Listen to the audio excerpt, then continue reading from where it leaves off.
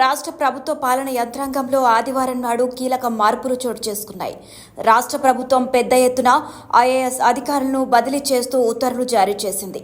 మొత్తం 21 మంది అధికారులకు కొత్త పోస్టింగులు ఇవ్వగా కొందరికి పూర్తిగా అదనపు బాధ్యతలను అప్పగించింది. ఈ బదిలీలో సీనియర్ ఐఏఎస్ అధికారి స్మితా సబర్వాల్ కూడా ఉన్నారు. అయితే సీనియర్ ఐఏఎస్ అధికారి స్మితా సబర్వాల్ ప్రభుత్వానికి మధ్య కోల్డ్ వార్ జరుగుతున్న విషయం తెలిసిందే. కంచె గచ్చిబౌలి భూముల విషయంలో మార్ఫింగ్ చేసిన ఫోటోను రీట్వీట్ చేసిన స్మితా సబర్వాల్ కు సీఎం రేవంత్ రెడ్డి సర్కార్ నోటీసులు జారీ చేసిన సంగతి కూడా తెలిసిందే. ఈ పరిస్థితుల నేపథ్యంలో ప్రస్తుతం ఆమె యువజన సర్వీసులు, పర్యాటకం, సాంస్కృతిక శాఖ ప్రత్యేక ప్రధాన కార్యదర్శిగా వ్యవహరిస్తున్న స్మితా సబర్వాల్ కు ఫైనాన్స్ కమిషన్ మెంబర్ సెక్రటరీగా బాధ్యతలు అప్పగిస్తూ రేవంత్ రెడ్డి ప్రభుత్వం ఉత్తర్వులు జారీ చేసింది.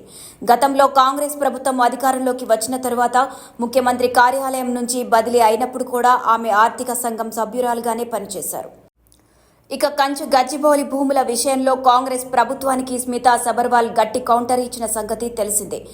ఈ నెల 19న గచ్చిబౌలి పోలీసులు స్మితా సబర్వాల్ ను విచారించారు. చట్టాన్ని గౌరవించే వ్యక్తిగా పోలీసులు అడిగిన ప్రశ్నలకు వివరణ ఇచ్చినట్లు నాడు ఆమె తెలిపారు.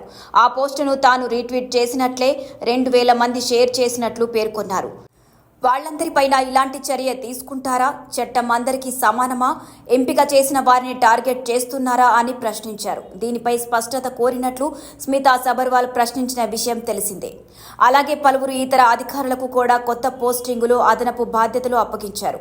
ఈ బదిలీలు తక్షణమే అమల్లోకి వస్తాయని ప్రభుత్వ ఉత్తర్వుల్లో పేర్కొన్నారు.